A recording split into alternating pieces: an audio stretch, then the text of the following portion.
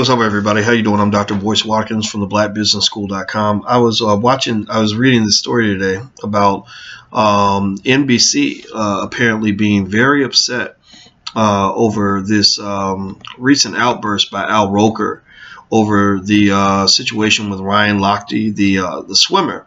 And I don't know if you recall, but Ryan told some bold-faced lies about about being robbed and having somebody hold a gun to his head, and the police pretending to pull them over and taking their money. And it was the craziest story ever. It was really strange. And I think that I don't know. I think that what happened was he told his mama. He lied to his mama, and his mama went and told the press.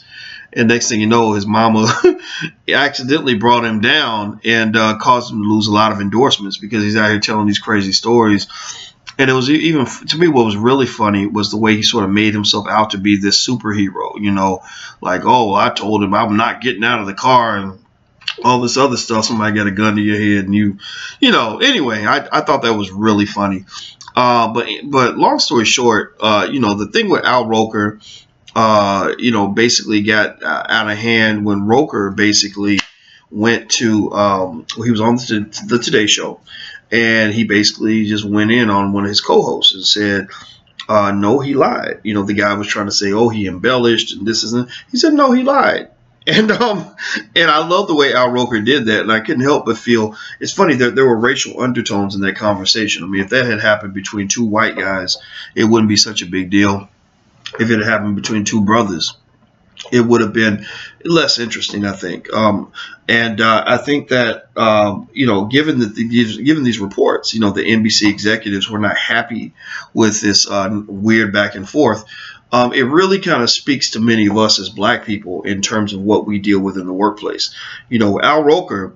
It's funny to see Al Roker take that position because he was sort of like NBC's favorite Negro. They trusted him as if he was white, and so to see him kind of getting this possible backlash on this issue, and again, this isn't confirmed. NBC's denying it. It was reported in Page 6 and Huffington Post and places like that, so it may not be true. Maybe it's all made up. But if it is true, it wouldn't be surprising, because a lot of us have seen situations like this where we're outspoken on a racial topic or a controversial issue, and suddenly you become the bad Negro on the job. You become the outcast. You become the one who is on the chopping block. You become the trouble child. And that was one of the reasons why I had to stop working for white people. Not because I hate anybody. I don't hate white people. I'll work with them, but I won't work for them, because unfortunately racism has made white folks so, not all white folks, but so committed to white supremacy, though, to the point where they can disrespect you and not even know that they're disrespecting you. They can ruin your life without even knowing that they're doing it. They can stress you out without realizing how painful it is for you to deal with. And so I just, made a decision a long time ago that I said, to preserve my manhood and preserve my sanity, I'm not working for white people like that. I don't trust them. Not because I think they all get up and they're just trying to be bad people. Because I'm sure that my quote could easily be taken out of context. Because that's what people do. That's what white people do to black people when we're outspoken. But the fact of the matter is that if I'm going to be honest with you, I realized, I said, you know what? I want to be a man. I don't want to be a little boy. I don't want to be scared. I want to be secure. I don't want to be unhappy. I want to be happy. I don't want to be stressed. I want to be able to relax and enjoy my life. And so I just decided, a few years ago, I'm not working for them no more. And so when I see this thing go down with Al Roker, and I see the thing that happened, with Leslie Jones, and I see there was another situation where, Nate Parker. All these situations to me are reminders of why I made the right decision.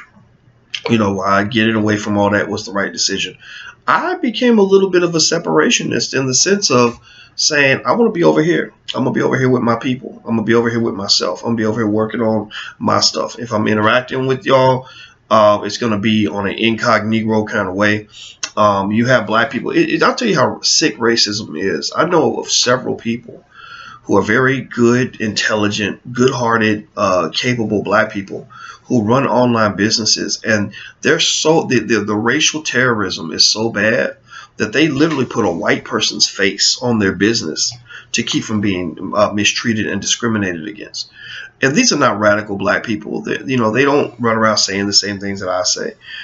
They're just good people trying to make a living, and they can't even do that because they're so afraid of just unfair racial hatred and animosity.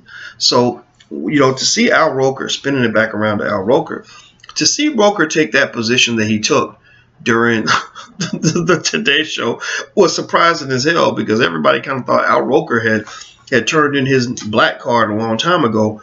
But it's also a reflection of the fact that I think celebrities are starting to take notice of the people, us as the people rising up and speaking out against racism. They're starting to follow suit. And it's giving them the courage to come out of their shell, out of their shadow. And when I look at Roker, it's like, you think about it. This brother's been with the Today Show for probably 20 years now, maybe 25, 30. This man's been around for as long as I can remember the Today Show being in existence. So it's not as if they can really harm him at this point. All they can do is take away the job that he already has. I'm sure his contract, in fact, I want to look it up and see how much money Al Roker makes from NBC. I'm sure he makes at least $5 million a year. Let me see here. What is it? What is Al Roker's annual income? I'm Googling it now. His net worth is $30 million. His salary is $8 million, and so he's one of the most popular figures on television. I guarantee you that if he's making $8 million a year, he's probably got a really nice guarantee contract for many years. He's good. He's good. So what I would say to a black person in that position is, what are you afraid of at this point? There's nothing that they can do that will destroy you. All they can do is take away the extra carrots that they put in front of you in exchange for your freedom of speech, in exchange for you giving up your voice, in exchange for you ripping out part of your soul and throwing it on the ground, stepping on it and spitting on it. That's what happens. We get carrots offered to us in exchange for us turning in our commitment to our community. And I think it's absolutely repulsive when black people do this. You should be disgusted with yourself. You should literally be as ashamed as a human being can be when you can't proudly go out and at least on some fair level represent the people from which you came. Now, I'm not saying you got to be all dashiki and afro wearing, black fist, assalamu alaikum. You ain't got to be all of that. Just be truthful, be honest. Admit that you live in a racist society. And admit that supporting white supremacy is not healthy for the world. It's not healthy for you. It's not healthy for your people. It's not healthy for this country. So I applaud Al Roker for bringing that issue up. All he did was tell the truth. He didn't go out with. He wasn't on a black power kick. He was just telling the truth. This little white boy got away with lying, and people act like it's not a big deal. People. And again, it reminds me of these pricks I used to have. When I used to be an RA at University of Kentucky, I had a floor that had nothing but guys from the swim team. These guys were the biggest pack of assholes you would ever meet in your life. So privileged, and just literally thought they could get away with anything. They scratched out my bulletin board and put the word nigger on my bulletin board. And instead of punishing them, they didn't punish them. They just removed me from the dorm. So instead of confronting white males in their behavior, we often will, at best, remove other people from the consequences of their behavior, or at the very least, just say nothing. They just act like white men have this privilege to just behave however they want to behave with no consequences whatsoever. So the good thing, though, is that there are white people who see the truth too, who also were outraged with the fact that he lied on the whole country, embarrassed this brown country, and made them look bad on the global stage. If nobody had really investigated this, then this would have really been a black eye for Rio in their tourism. Who wants to go be a tourist in a city where the police are pulling people over and putting guns to people's head? I wouldn't be hanging out down there, right? So this has had multi-billion-dollar implications for this country, and this little dude thinks he can just go make some crazy story up. It's crazy. So anyway, long story short, I applaud Al Roker. I encourage you to speak the truth to power or to anybody else, and I want you to realize that they really can't hurt you. They really can't make you afraid of them unless you choose to allow them to make you afraid. You're gonna be all right, even if you don't get the promotion, even if you don't get get to keep the job, or even if you get blackballed from the industry. You can go to other industries, you can do other things, and that's why I'm big on teaching black people about starting businesses, because the best way to avoid all of that nonsense is to learn how to create something of your own, learn how to build your own job. Make sure your children learn how to build their own job to avoid pain, and suffering.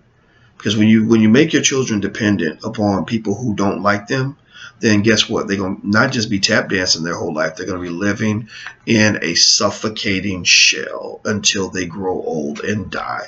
And they'll probably die early, because the stress from racism has been scientifically proven to kill you. That's all I got to say. Way to go, Al. I'm happy for you, man. I'm glad you did that. Thank you for representing and being truthful and using your platform to make the world a better place. You have my respect. All right, I'm about to get out of here. Don't forget, I got a few cities I'm going to in the next few weeks. Atlanta, All Black National Convention. You can go to allblacknationalconvention.com the weekend of September 16th, allblacknationalconvention.com. Going to Los Angeles this weekend, the 28th of August. drboycelosangeles.com is where you can buy tickets. Going to Orlando for the Tom Joyner Black Family Reunion. I don't know where those tickets are sold, but I know that they're out there. Also, I will be in Dallas October 8th. In that, I don't know what the URL is, so I know it's bad. I should probably have the URL, but I will be in Dallas. And so if you sign up, in fact, if you sign up at drboycewatkins.net, you can actually get all the lists. So when I come to certain cities, I'll let you know. I know I'm going to Oakland and Sacramento as well. Don't have those URLs, but again, I'll send out everything as time goes on. There's a lot happening, a lot of fun things happening. Also, if you want to put your kids in our wealth building program for children, that's at blackmillionairesoftomorrow.com. That's blackmillionairesoftomorrow.com. If you want to learn wealth building yourself, we've got the Black Wealth Bootcamp, so you can go to theblackwealthbootcamp.com. Don't forget the THE, theblackwealthbootcamp.com. So that's it. I'm gone, guys. So I love you, and I'll talk to you later. Be good. Peace.